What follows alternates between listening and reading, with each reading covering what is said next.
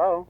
Hello, may I speak with Harry Belafonte? Speaking. Who is this? This is Leigh Kamman. They call me the little bandmaster at the 1280 Club, Harry. Well, you don't have to tell me who you are. How are you, Leigh? Fine, how are you? Fine. How's it going? Fine. We called up to wish you good things on, your new engagement at the Boulevard on Queens Boulevard out in Long Island. Well, thank you. And furthermore, we wanted to welcome you back to New York because we know you, first of all, have been on tour, and secondly, you've been facing the cameras out in the city of bright lights, Hollywood, California. That's right.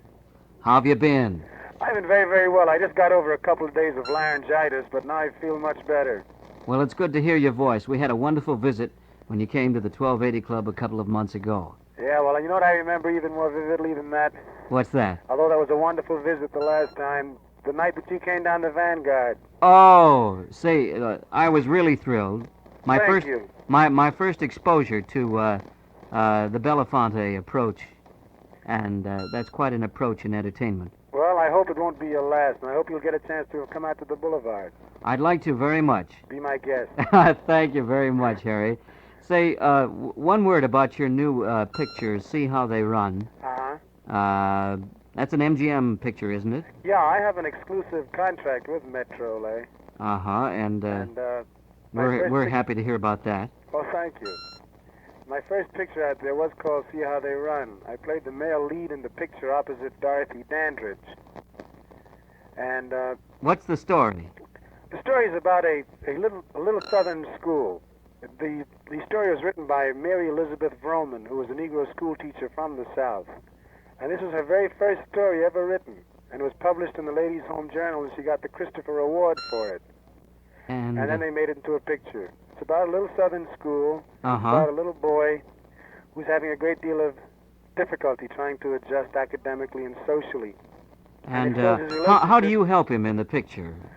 Well, actually, the way the picture's written, most of the help comes from the teacher, who's Dorothy Dandridge. And while she's busy helping him, I'm busy helping her. Oh, the plot thickens, yes. And there are a couple of scenes that I do have with this very, very wonderful actor, a kid named Philip Hepburn. He's only 11 years old. Uh-huh. But to me, it's one of the greatest thrills to be able to work and to watch this kid perform. I imagine it must be a great thrill for you to, once again, have a chance at the medium of acting, the theater, the film world, because I know you've studied a long time and Well, this was... always desired to work in that field. That's right. As a matter of fact, this was my biggest ambition, and everything I've ever done was always done towards that particular end. Was the idea of facing the cameras and actually facing them quite different from what you had impressions of? Yes, quite different. I'd never had any preliminary study. I'd never had an opportunity to get in front of the cameras except when I used to do television. And... There must be differences there. Oh, yes, there's quite a difference, I think, between television and Hollywood. What do you think? Television, you always find that many of the shows that you work, there's a live audience along with the camera. And you it has feel some- them? Huh? Do you feel the audience reaction in TV is contrasted, of course, to celluloid? Oh, yes. And actually, TV being a live medium in itself, at least when I performed, I've never done any TV films or anything. But you never have an opportunity to cover up that mistake. Once you make it on a live TV show, that's it. And how about film? Well, in Hollywood, you just do it until you get it right. And perfection, I suppose, is the keynote. Perfection is the keynote, And without a doubt.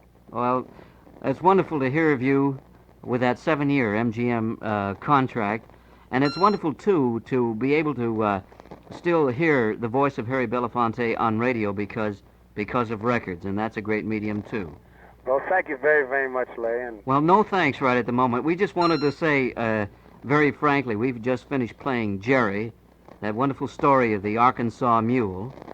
Aha! And, you know, it's the first time we've been able to feel how dynamic that personality hits across outside of a nightclub. You've really hit and put the spirit into the medium of records, which is a difficult task, let's say, huh? Well, I find it very, very difficult to be able to get on records that which I get across emotionally working in a nightclub. However, Dave Kapp and the people up at RCA Victor are really trying very hard to give me as much freedom as possible and to let this be the personification of the kind of work that I do. And it sounds like Dave Cap has a lot of imagination, as only, the Sauter-Finnegan Band bears I was out. just thinking of them. You know, they did the arrangements for me on Timber. On Jerry, rather. They did the arrangements. That's right. You'd never think it was Sauter and Finnegan, would you? Oh, yes, I would. Those guys are so flexible. And they really are. Oh, that's wonderful to hear. And, well, just hats getting off. back into town, Leigh, I don't know. You haven't heard the new one, Shenandoah and Scarlet Ribbons yet, have you? Although it's not been released.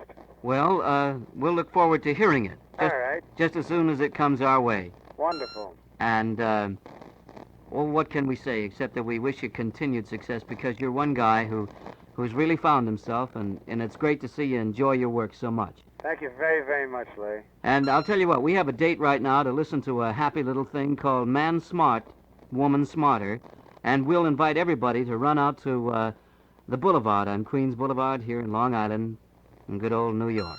And the next time you pick up the phone, Leigh, I wish you'll pick it up and come running out there. Be my guest. All right. Thanks very much. We'll see you out front. Okay. Thanks a lot for your time. Bye-bye. Goodbye, Harry Belafonte. Thank you.